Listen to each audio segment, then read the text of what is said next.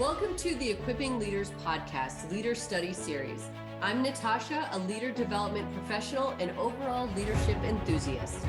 And I'm Corey, a program manager and an emerging people leader, thus a leadership enthusiast. We are doing a leader study of the TV show Z Nation, deconstructing the leaders, leadership decisions, and team dynamics of the characters on the show to look at how leadership is all around us.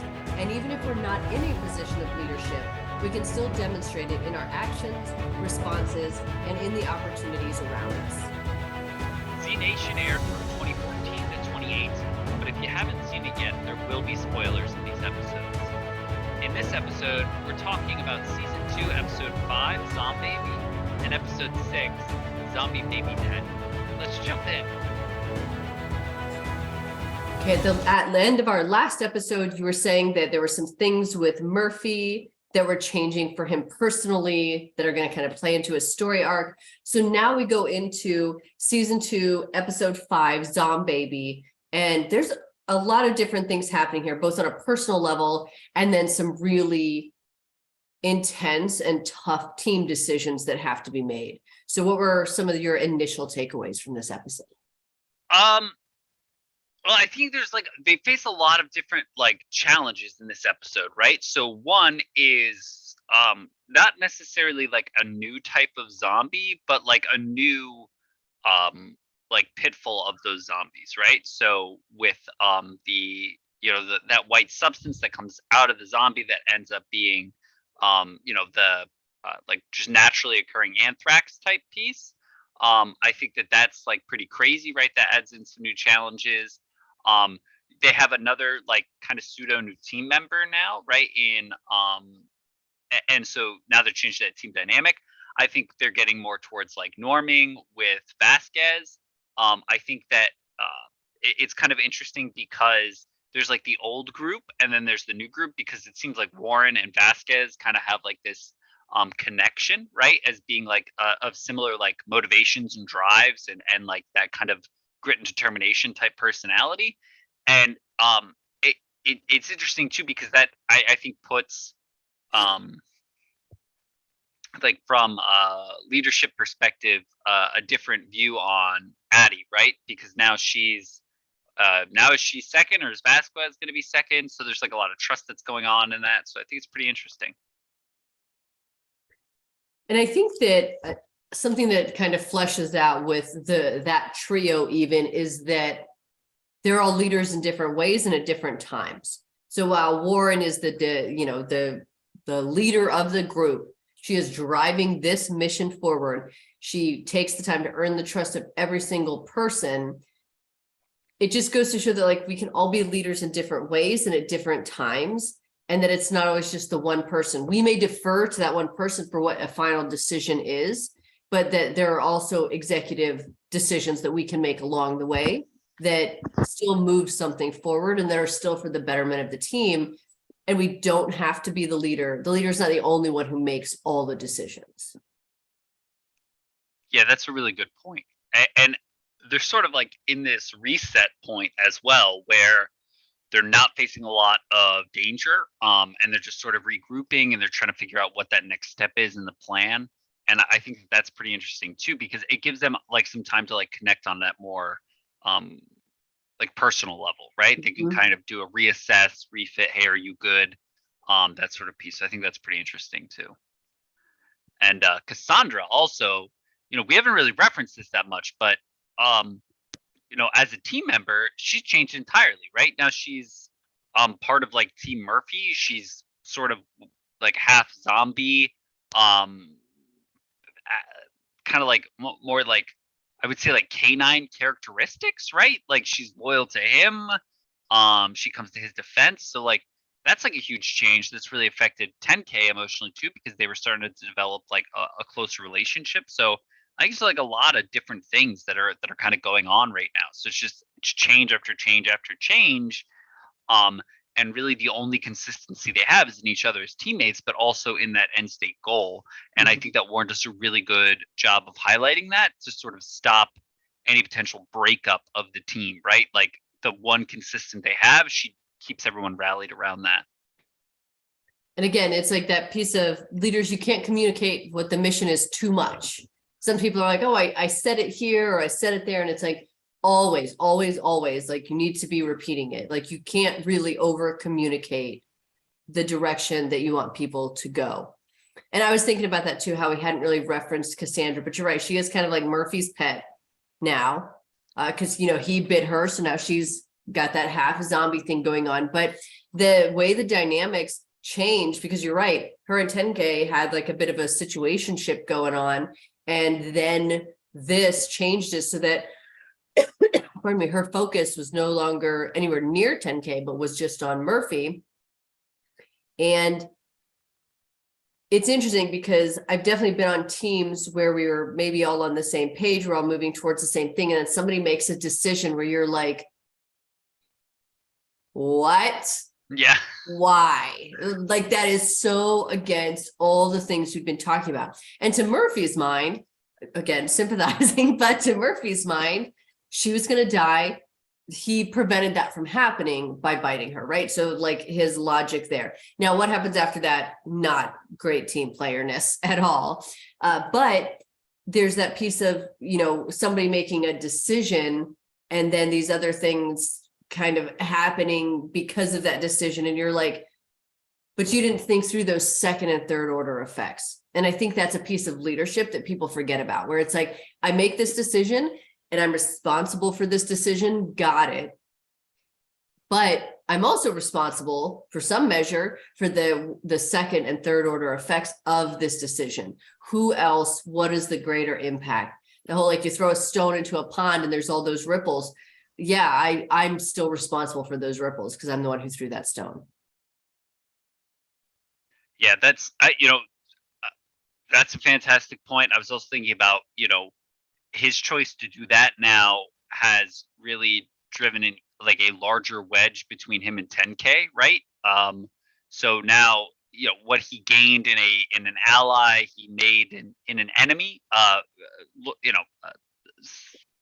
Little intense of a phrase, but essentially, that betrayed 10K's trust, right? It betrayed 10K's understanding of what he thought Murphy's values were, which have always been shaky at best. But I think that was kind of, it put 10K in a really tough position because he had to, that makes him second guess and reassess, what are everyone's values?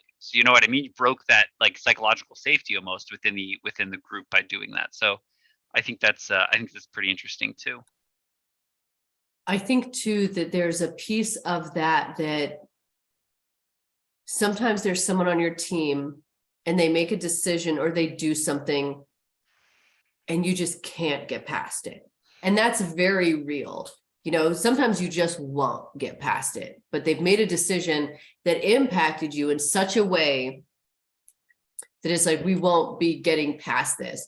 And we'll see how that kind of plays out with 10K and Murphy, like as we go. But at the same time, there's those people who sometimes that you see them holding on to something and maybe they don't hold on to most things, right? They just can kind of go with the flow because they understand that work is work and all of that. But then sometimes there's this thing that people hang on to and we don't always fully understand why. And I think we're seeing that like in this extreme example of 10K with Murphy and Cassandra, where it's like sometimes somebody does something and just where you were in your life, how you felt at that time, the relationship that you had with those people in that situation, it changes something for you so that it's like, not only can I never trust that person again, no matter what, right? Even though that's such an extreme thing to say, but no, not only can I not trust that person again, no matter what, I can't trust anybody like them.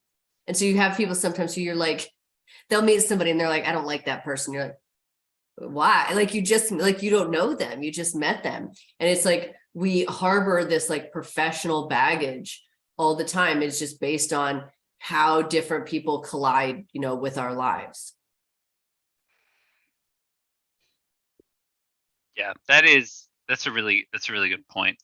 I've got to say, like, this episode, I mean, there's a lot, like you said, that happened in this episode, right? But it's kind of jumping like way ahead. But the one thing that I just keep thinking about is they come across there in they've reached a point where they're like in an Amish like community, right? And they come across these folks and they're very like non-combative and just like they're trying to grow food and do that. And so many of their folks are like infected with anthrax. And like a lot of like it's mostly like a younger generation that's left because I guess like a lot of like the older folks in the community, which for them and the way like at least how the show's portraying it, right? For their culture, like that's like, kind of the older you are, the wiser you are, the more like sort of leadership experience and like decision making authority or power you have. So it's left like with one guy that's kind of still pretty young and he's sort of the last decision maker. And I think it's really interesting because he and Warren are essentially on completely different planes for like what right looks like, so to speak. And I'm curious to hear. I know, like I said, I'm kind of really condensing the episode here, but like, what are your thoughts on the interactions Warren has with that Amish like community leader? So I think she does something really smart when they first meet, which is there an elder? She understood some aspect of the culture, at least a little bit, to know to ask for who they would look to for leadership. And then when they said they didn't have it, she just accepted who that next leader was. And so even when other things occurred where like they were like, should we go to this town, try to find more medicine? And I know it was Addie who, like the Amish individual was like, I want to go with you, see if there's more stuff for my people there too. And she was like, yes, come along. So I think that there was just here's what I'm expecting, and that's what I'll ask for, but I'm going to accept whatever it is that you put forward, right? And it wasn't like I can overtake this type of thing, just because it's not the person I was expecting. Yeah, I agree with that, but then like I feel like later on in the episode, right? It was like she really kind of went in and like I know she has her team's best intentions in mind, but she really made a decision that like, his approach to taking care of the sick was going to mean that her people were going to die along with his people. So she was like, all your people can essentially die now so that my people can live. And I thought that those are like his things, right? Those were his resources and his people and their land. They did not ask them to come and be in their space.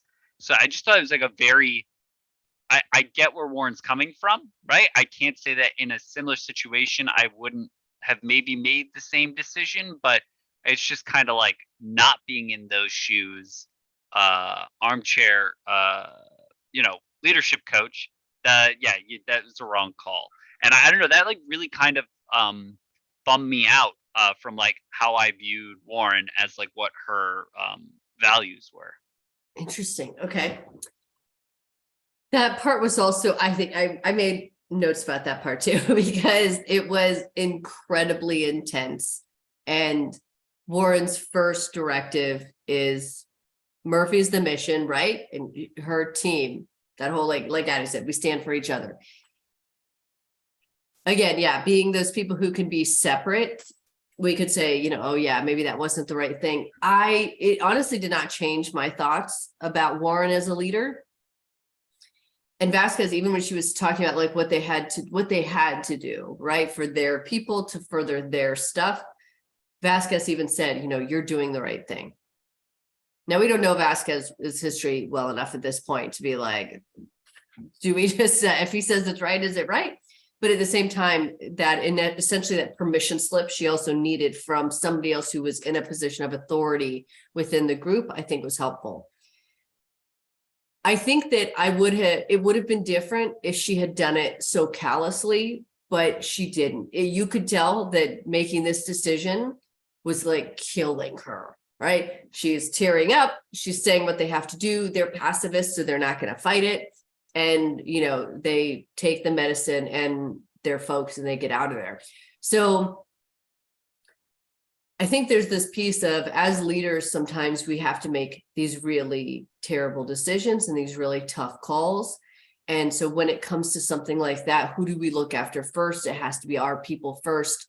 And then hopefully we can look after others as well. But if we can't, then you got to take care of your own first. And so it was just a tough leadership call.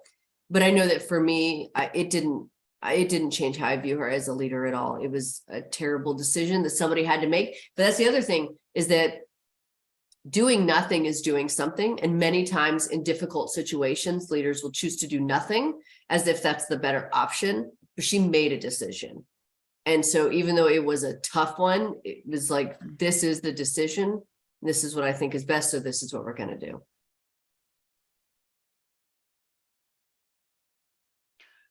I think that, I guess you're right. That is a very valid point, right? That she also owned the decision, right? So I guess that's important too. But it was definitely like one of those things where, yeah, I guess there was no. All right, even still, but yes, I don't. It's just a weird one to me. I don't know. I feel like maybe they could have looked a little harder, or been like, our people are well enough now that we can go look for more medicine, right? Like, but yeah, I don't know. But that was like really the biggest thing to me for this episode that really stuck out. I think there was some other great leadership things, but I think it was also like a different, like there was a lot of paternal leadership that kind of came out of this, which is different. You know what I mean? Or I shouldn't say leadership, but there was like a lot of more um,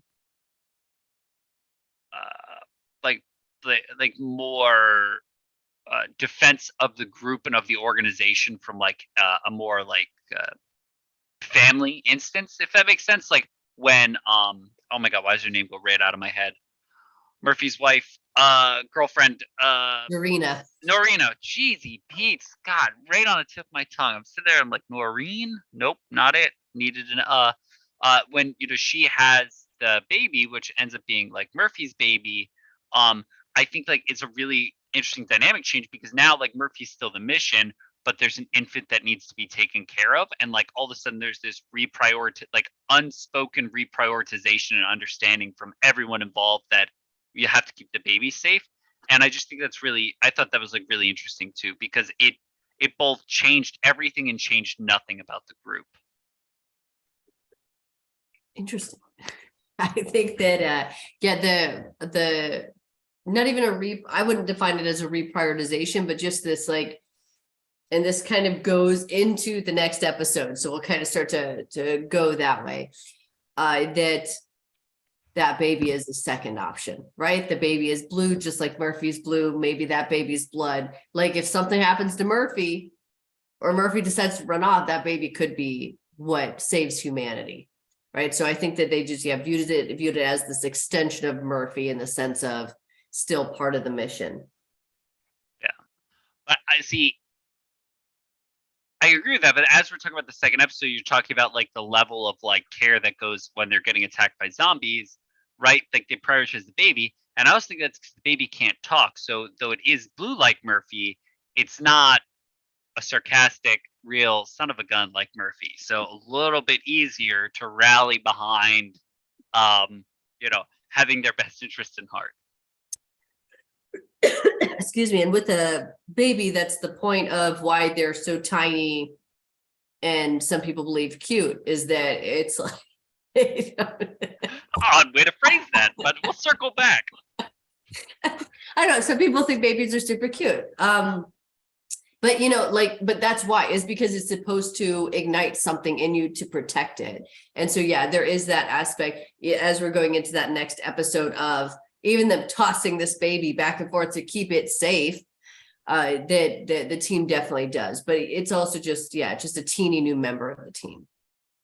Yeah, no, for sure.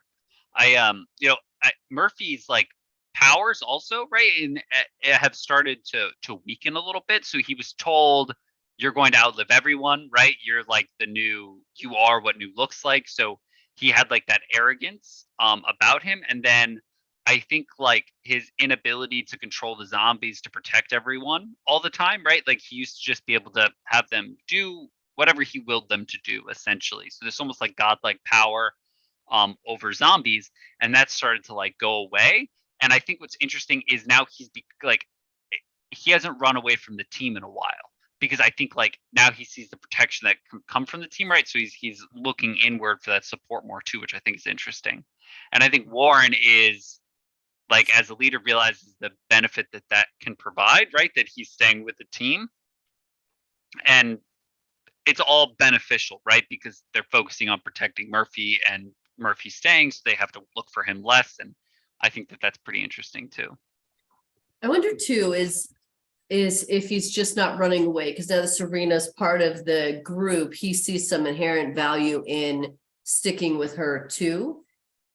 Because I mean, she's obviously equally, badass as to some of these other characters, but she also is one of the few people who's very nice to Murphy, right? So she's interested in his thoughts and in his opinion and in being around him. So there's that. And then with this, arrival of this baby, there's also just that, he's interested in, just kind of being a part of that group, at least for right now.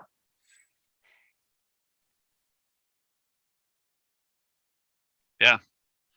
And then sadly, Serena does not make it. She becomes a zombie defending the baby because she thinks the zombies they're getting way too close to the baby. She jumps in there. She's going to fight them all off. Valiant effort, does not make it. So here's this other thing of, kind of moving forward that they're dealing with. So as we go into episode 6, Zombie Baby Daddy, now it's just Murphy who is the parent of this child, right? Everybody's rallying around, but at the same time, Murphy is sole parent. Yes. Yeah. So I think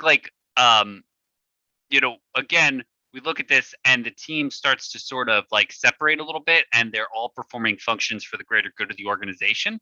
And I think that, again, is really cool, because I think the other thing too in this episode is, Warren is now becoming a little bit more interested that they brought this member into the team, in Vasquez, who's been there for a little while, but kind of doesn't seem to always be rowing in the same direction, right? And is sort of breaking off.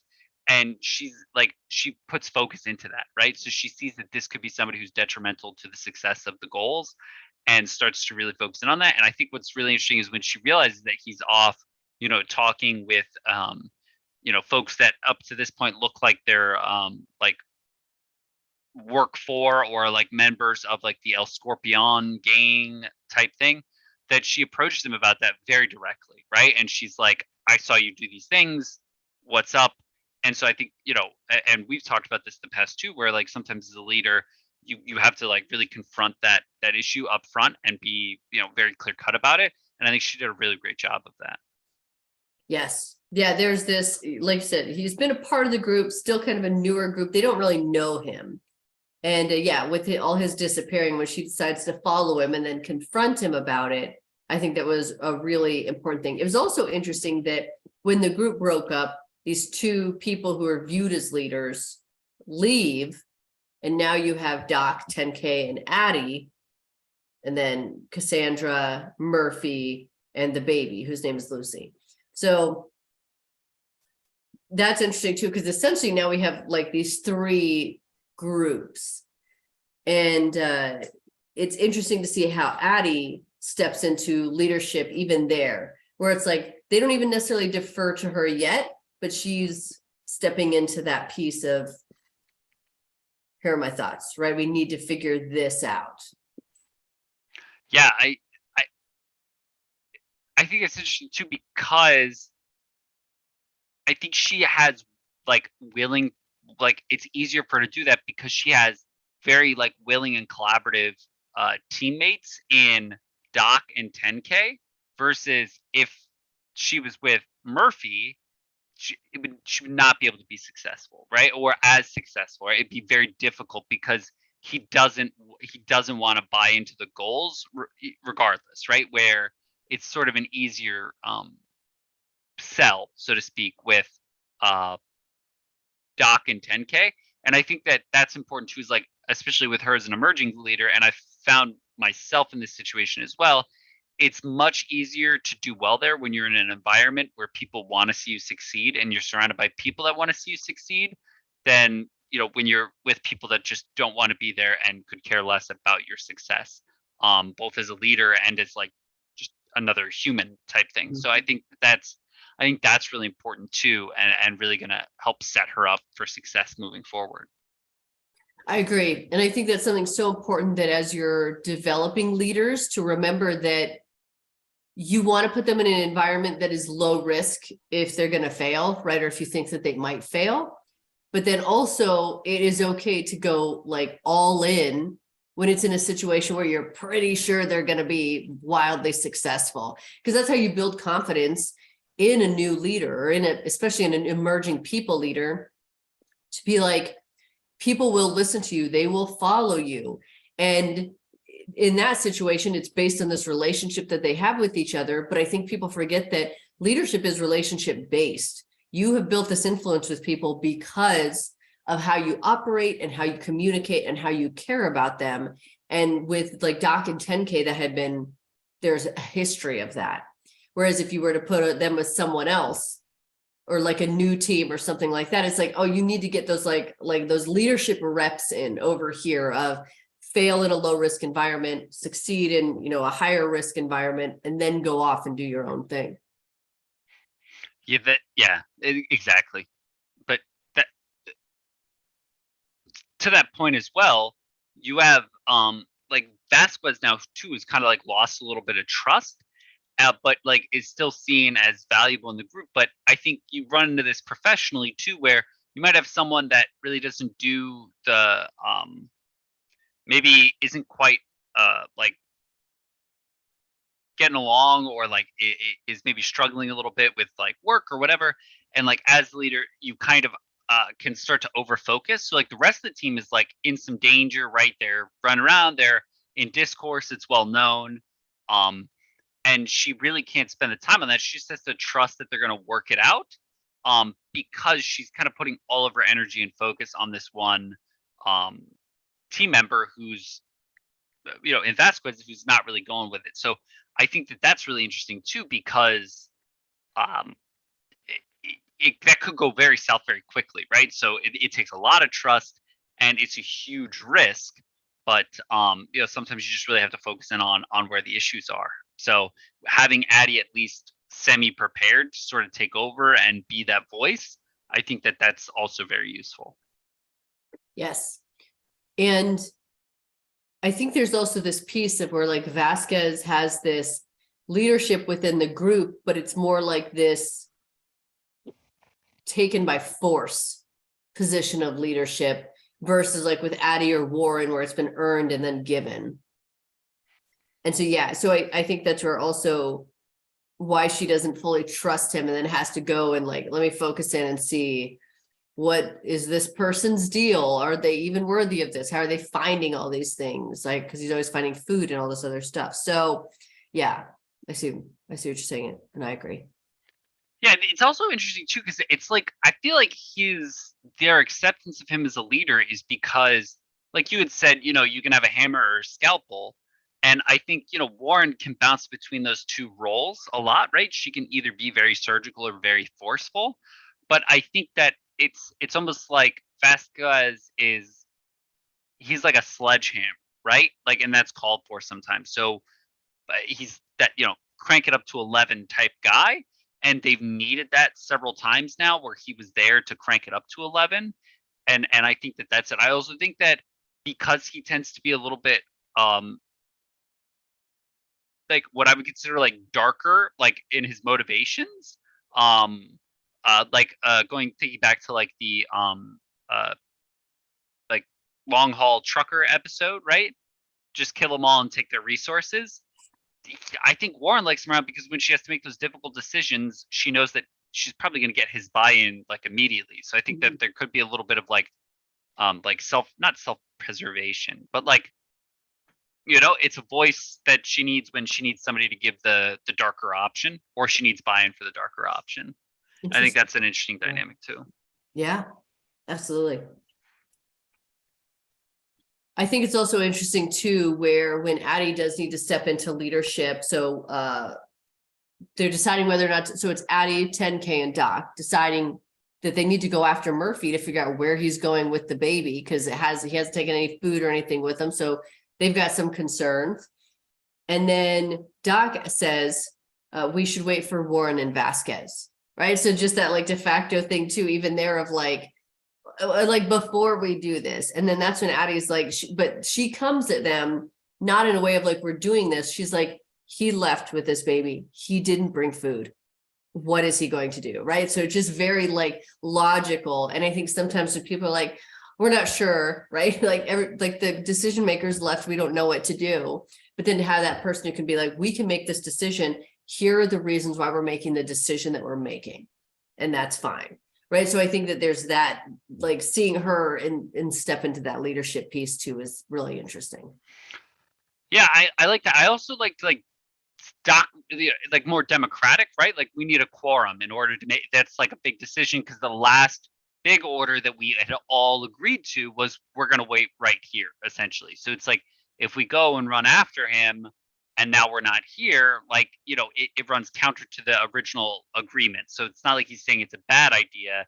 He's just like, it's a big shift. And I think that's really interesting too, because like you said, she raised very valid points of like, like what would Warren do in this situation? And I thought that was, I think that's really interesting to see her grow into that leadership position. Yeah.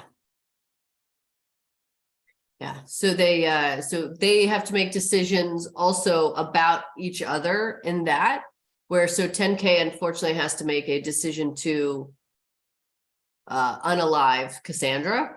And so with that, it's interesting because it goes further into a decision that one person makes and how that damages other team members. Right. Yeah. So Murphy had Cassandra kind of as his pet. And then now when Murphy left the group, he told Cassandra nobody leaves. So she was overly aggressively making sure that didn't happen, to the point of, potentially killing 10K. So he had to defend himself and take her life. So it's just, I bring that up to say, again, sometimes the decisions we make impact our team members in more ways than we realize. And so it's really like, we can't flesh out every single thing that's going to happen with every decision we make. But there's also this piece of, can I take responsibility for this along the way? Have I at least taken other people into consideration, A? And then B, along the way, am I able to be accountable for the decision I made and apologize as appropriate? Yeah, I guess first of all, I hate when my zombie controlled teammates come after me and I have to mercy them. Like, if I had $1, right? But no, I also think that what kind of, it's an interesting like study in like it's like failure, right? Because he made a very big like sacrifice, or like something that was very emotionally it took a lot of energy, right? Emotional energy, physical energy, and they still don't have Lucy, right? They still don't have the baby. So it's like he did like a very, very drastic thing, and for no reason, essentially. You know what I mean? He could have not done that and they would be in the same place. Now you don't know that, but you know it after the fact, right? That's the thing is, and so I think it's really interesting that now they all have to cope with this, right? It becomes this blame game circle that can destroy you, right? It's because Murphy bit her, or because he mercied her. What, like, there's just like, you can get into that circle. And I think Warren kind of comes in and is very like, where's Lucy? Murphy says he's not going to tell her, and she's accepts that, works the risks out, and then that's that. But if like she wasn't there, I think the team would have just sort of ate themselves alive, And when Murphy comes back to the group and does ask where Cassandra is, and that 10K, he finds out that 10K had to mercy her, then there is this essentially what is about to be a physical fight between those two. And Warren even interjects there, where she's like, tells Murphy, this is not the time. And so what I appreciate about that is it was like, I understand you're upset, right? But also he is dealing with this too. Like, he is really struggling too. And she kind of said all that without saying all of that. And in the moment, it may have felt like dismissive to Murphy, but sometimes it's like, who's suffering the most here emotionally. We're all suffering, but at the same time, like you can't go after each other. You were the aggressor in this. I have to stop you from doing that because we're dealing with something right now. So I had appreciated that, because even when Murphy tried to refocus then on 10K to go after him, she was just like, absolutely not. Like, you got to leave this one alone. Yeah, I think because like we know that Addie kind of lost Mac. Now 10K and Murphy collectively have lost Cassandra. Murphy lost Norina. Zarina, Zarina, what did I say? don't worry about it. Keep going. And sorry, I'm stuck on the names I don't know. No, so everyone has had this loss, right? And then also earlier on, Warren had kind of the big loss of her confirming her husband, and then following up with everyone else, right? There's just been a lot of that. What I think is interesting as a leader dealing with that, and I think like now in a lot of industries where we're at economically, there's a lot of like layoffs, and I know that's not somebody dying, but it's like there are people that used to maybe come into your office. There are people that maybe used to be on your team that are no longer there. And it's like, why did they get let go and I got to stay? Or you know what I mean? And then you can play that game of trying to justify it, of either like, oh, I was better, or they were they were on a different line of accounting than I was, and that's the accounting line that got cut just randomly, or anything like that. So I think it's like, as a leader, that dealing with like losses can be really complicated, because it's constantly reforming this team. There's like you said, transactional and emotional things related to that. A lot of times the team may get cut, but the workload doesn't change to match that cut too. So it's like there's a lot going on, and Warren's also going through that as well. So I think it's pretty interesting, her ability to kind of stay focused and try to keep that drive and keep everyone together. I think that that's a really difficult skill that I don't know if I would be able to do that just yet. And speaking of a loss too, Murphy decides to put Lucy in a place where she will be safe from the group. Because at the beginning of this episode, that's when Warren had kind of confirmed for him that Lucy was the backup plan should something happen to Murphy. And so he viewed that as like, obviously a threat, as anyone would. And so needed to remove Lucy from the situation. And so what's really interesting about that too, is it's very different, parent child, obviously, but that what are the kind of sacrifices we're willing to make for different things. He was willing to not be around this child anymore for the safety of this kid, right? But it's kind of like one of those things where we've seen Murphy do all these things that are just very counter to being a good team member and not being very self-sacrificial. And in that, it was this really great show of sacrifice of, I need to get you away from this, because like this just, I don't know what this is or what this is going to be for you. And he probably wouldn't describe it as being the best event of his life. So, removing someone that he cares about from the situation so that they're not exposed to that is obviously a great sacrifice. My, the Murphy sympathizer. I view it entirely different. I won't say I disagree with you. I'll just say tell me. I'm excited. I don't disagree with you. You're just fundamentally wrong. So if she is a plan B, she's easier to carry, she's less argumentative, everything like that. I see Murphy not wanting to deal with a baby, especially now that he lost his au pair in Cassandra, right? So now it's just going to be totally on him to deal with the baby. I absolutely think he dumped her, because if there was a plan, if you have a B plan, that means you only have to care 50% about the A plan, right? Like I see it as being complete self-preservation and not having to deal with raising a baby than I do anything to do with like loving the baby so much that he wants to protect her. So like, but again, we can unpack my childhood later. And I'm sure we will. Mm.